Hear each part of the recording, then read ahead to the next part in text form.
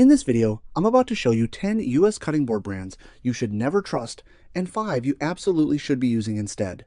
Number 10. Mainstays.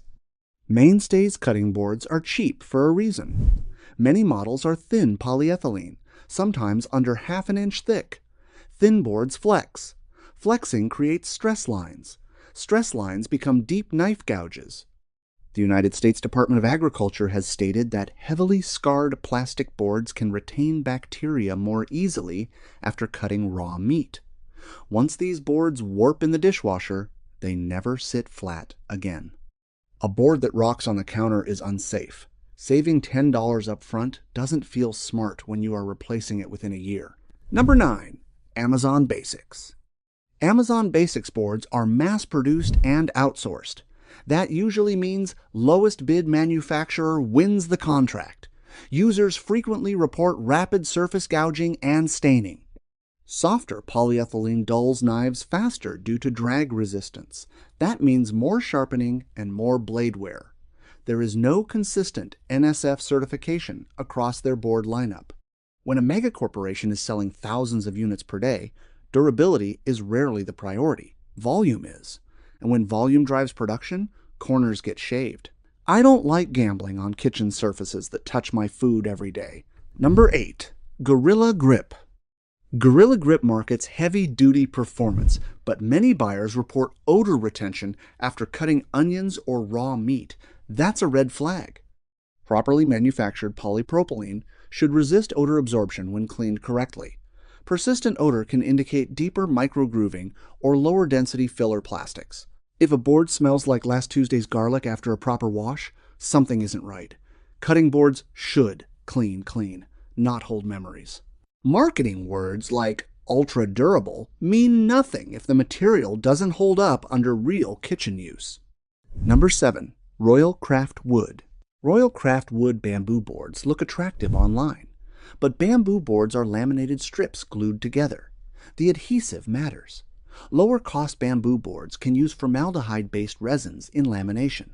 While products sold in the United States must meet emission standards, glue seams are still structural weak points. Over time, moisture exposure can cause swelling and separation. Bamboo is harder than maple, but more brittle. That brittleness leads to cracking along glue lines. Once cracks form, bacteria have a hiding place that no sponge can fix. Number 6. Hamwi. Hamwi plastic boards are lightweight and inexpensive, but lightweight usually means thinner plastic. Thinner plastic flexes under pressure, especially when cutting dense foods like sweet potatoes or squash. Flexing increases knife scarring. Independent knife wear tests show softer boards increase edge dulling over time.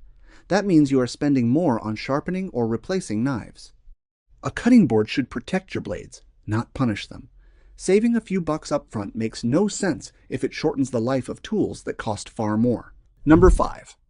Totally Bamboo. Totally Bamboo is widely sold across the United States. The concern here is heavy lamination. Many models use multiple thin bamboo strips glued together. More strips mean more adhesive seams. Adhesive seams are the first failure points when boards expand and contract with moisture. Users often report splitting near the edges within 1 to 2 years. Bamboo also does not absorb conditioning oil the way hardwood does, which makes long-term maintenance harder. Eco-friendly branding sounds good, but durability matters more than marketing slogans. Number 4. Greener Chef. Greener Chef promotes organic appeal and lifetime guarantees. Yet many user reports mention cracking and uneven oil finishes. Wood expands and contracts naturally with humidity changes. If finishing is inconsistent, moisture penetrates unevenly. That creates microcracks over time. Microcracks trap moisture and bacteria. A cutting board should be evenly sealed and properly dried before shipping.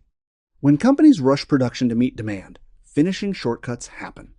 A lifetime guarantee is only comforting if you enjoy mailing heavy wood back and forth. Number 3. Freshware. Freshware boards are typically sold in multi-packs at low cost. Thin plastic, bright colors, and light weight make them look convenient. But thin polyethylene scars quickly under normal knife use.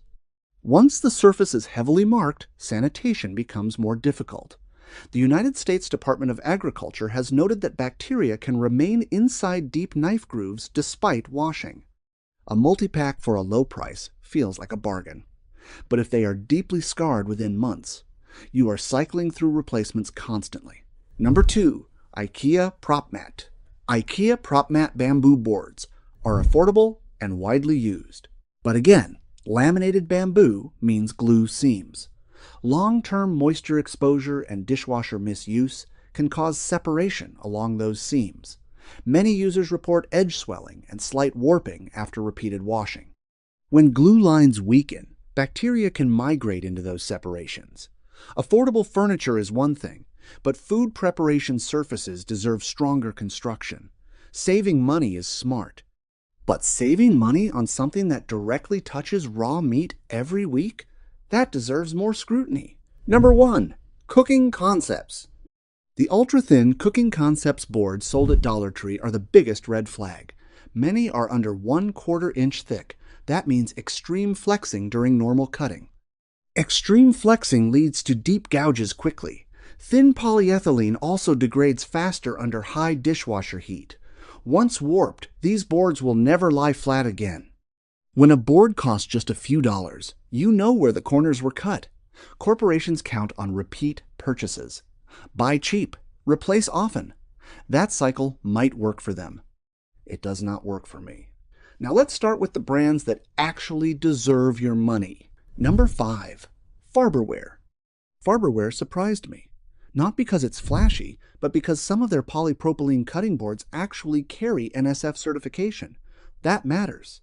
NSF certification means the material meets public health standards for food contact and cleanability. Their thicker models resist warping under high dishwasher temperatures, which can reach over 150 degrees Fahrenheit. A lot of budget boards twist like a cheap lawn chair after one hot wash cycle. These hold up better than most in the same price range. They are BPA-free, widely available at Walmart and Target, and built with decent density plastic. Not perfect, but honest value. Number 4. OXO Good Grips. OXO is one of those brands that seems to understand real kitchens. Their cutting boards use durable polypropylene, and many models meet NSF food safety standards. What I appreciate most is the non-slip rubber edging. As we get older, stability matters. A sliding board is a trip to the emergency room waiting to happen. OXO boards are thick enough to resist deep knife gouging, which is critical because the United States Department of Agriculture has noted that heavily scarred plastic boards can harbor bacteria more easily than smooth surfaces. They design for function, not just shelf appeal. That earns respect. Number 3. John Boos & Company. John Boos has been making boards in Illinois since the 1800s. That kind of longevity doesn't happen by accident. Their end-grain maple boards are widely used in commercial kitchens across the United States.